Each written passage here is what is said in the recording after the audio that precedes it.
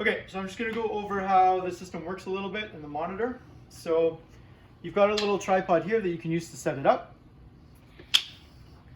USB port is on the back here. So when you lift that out, that's what you plug your USB hard drive into. You've got your power, if you want to run it off power. This is your plug for the video cable. And then under this protector and rubber cap is where your battery goes.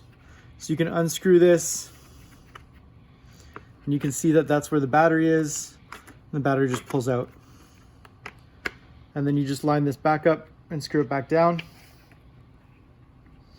And that'll close it back up again. On the right-hand side of the monitor, this is where your button is. So when you push this button, that's your power button. If you hold it down for 5 to 10 seconds, it'll turn blue. That means it's booting up, and you'll begin to see the screen boot up as well. There's also a button on here to release the tripod so you can move it around easier. So right now the screen's booting up. I'll grab a different video probe and cable to just show you how this works. So on here, you'll see that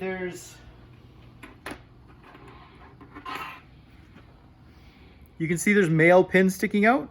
The part that connects into here is this female side of the cable. So red dot on here goes to the back of the scope. Just clicks in like that. On the other side, it's the reverse. So this part has the male pins. You can see that there's little pins there. On here, the red dot connects in to the back here. So there's 2 dots. You line those dots up and just push. Once it connects in, you'll have your live image on the screen. On the back of the unit, hold down the button and the lights will come on. You can also control the brightness just by clicking the button. So you can turn the brightness up and down by clicking the button. And then on here, you've got your articulation. So 1, 2, 3, 4, and then you can combine the directions to spin in a circle.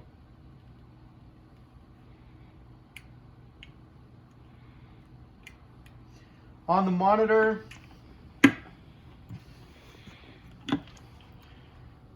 info, touchscreen, it'll tell you the internal memory that is available or also the memory that's on the card. There is software installed on here, so there's already memory taken up, but that'll give you the information. Then you've got your camera settings. So you can automatically balance the white balance, start automatic white balance. You would hold this against something super white. So you could use a piece of paper or you can use the probe spare part, put that in there, hit start white balance, and it'll automatically adjust, which will lighten up your image and give you a little bit better color clarity. Auto exposure is on right now. So right now, because it's on, you see the check mark, you have 3 levels: normal, low, and high. So it'll already adjust what you want it to be. High level, normal level, low level. You can see the image on the screen changes a bit each time. So we can leave that in normal, or if you click auto exposition, it goes to manual. So now you can manually control your exposition, and you can also control your gain. So that'll allow you to change some of the settings. So on here, you can change how much exposition you're getting, or you can go back to 50. And you can adjust your gain as well.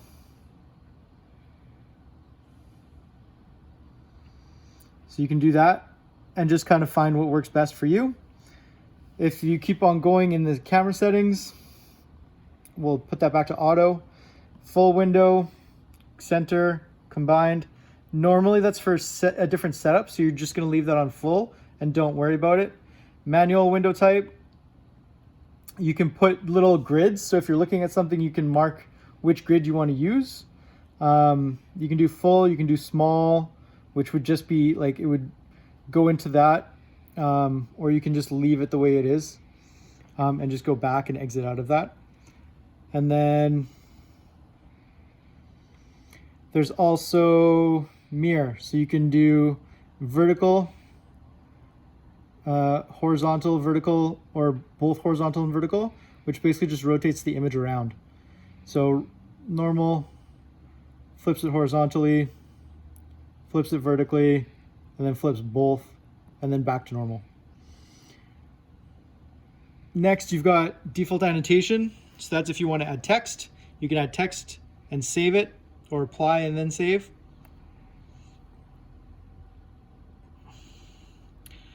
You've got media storage right now as device, but you can switch that to USB. So when you plug in the USB stick to the back, you're going to want to save onto USB, and that'll allow you to save more files and also take the USB out and download images. You've got image format, JPEG, PNG, BMP. Usually BMP or JPEG are what we usually use. Size resolution of the image. So you can do 1080p.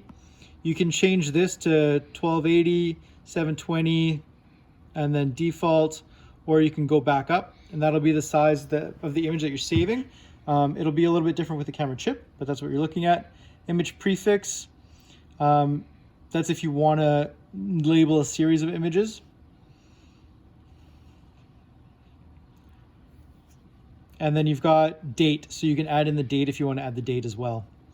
And then on the other section, language, so you can change the language. You can set the time and date. The capture button on the side here, you can say what you want that capture button to do. So the endo button is capture record right now. You can change it to freeze and capture, or capture and record. Auto timeout is when it would turn off. Auto hide the buttons. You could hide what's on the screen if you just want to see the image. And then there's optional Wi-Fi that is built into the unit and factory reset. The other settings on the screen, you've got zoom. So you can zoom in, 16-step zoom, 16-step zoom back out. So you can zoom out, you can zoom in. On here, this is your brightness, your contrast, and your saturation. So you can turn the brightness of the screen up. You can turn the brightness down. You can make the contrast higher as well. And then saturation is the color. So you can control the color. If we drop this down, you'll see that the color will become more black and white. So you can play around with the color as well as the contrast and the brightness. And you can find which settings work the best, but normally defaults are usually pretty good. And again, you could adjust the white balance as well if you want to do that. There's also markings. So it'll save the image that you're doing, and then you can add a marker. So you could add a cross, you could add a circle, move it up, move it down. With a touch screen, you can move it around, or there's buttons on the side that you can move it. You could also add, let's see, if we go add marker, add circle, you can add a circle, you can make it larger if you wanted to. And then you can also just label them. So if there's things that you want to show, you can show on the image with a circle or a marker. You can save it. You can make a note. You can also go back and you can do, sorry, hold on. You can also go back and you can do a line between 2 points and then measure the number of pixels across it. So you can kind of gauge roughly how big something is. And then there's also the ability to do Smart Inspector. And the way Smart Inspector works is you can pick a captured image that you already have. So something that you know what the size of something is or what something's supposed to look like, and compare it to your live image. So that's how you would do measurement or comparing of images. So if you want to see something you have stored that you know is a good version, and you're looking at something and you want to see if it's bad, you can compare both of those images side by side and just decide if that's worth it. So that's the Smart Inspector, where you compare captured images to live image. And then there's also File Manager, so that's how you get into your captured images. And you can do either the hard drive or you can do the USB stick. It'll allow you to access files on both. And then you've got full screen mode as well. On the sides, image and video capture. So click once, tells you it captured an image. If you click the red, you'll see a red screen, means it's capturing, and you'll see that it's counting down, so you're capturing video. So you can hit stop. It'll stop, it'll tell you that it captured, it'll be saved on the hard drive or on the USB stick. And then to exit, the easiest way to do it, you can hold down the blue button on the side. You would have to hold that down for 5 or 10 seconds, or you could press exit, hold it down a little bit, and then go power off. And that'll power down the unit. There's also the option to reboot there. So if sometimes you might find that you need to reboot the system, you can do that there as well. Just takes a few seconds, the screen turns off, the light will turn off, and you just want to make sure the blue is also off so that you know the unit is powered down, you're not draining the battery, and you can put it away. To remove the cable, grab it by the side and just pull straight back out. And same thing on here. Grab the cable by the side, pull straight out, and it just detaches.